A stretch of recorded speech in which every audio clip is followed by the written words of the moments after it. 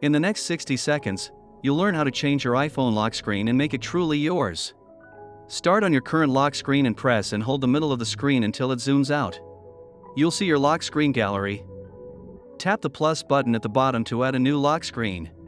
Choose a wallpaper style like photos, people, emoji, or color, then tap your favorite option. Pinch to zoom and drag to reposition the wallpaper until it looks just right on your screen.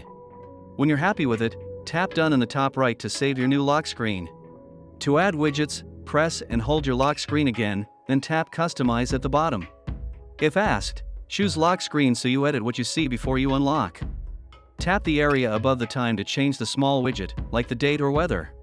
Tap the box below the time to add more widgets, such as calendar, fitness, or battery. Tap a widget to add it, then drag to rearrange them until the layout feels balanced.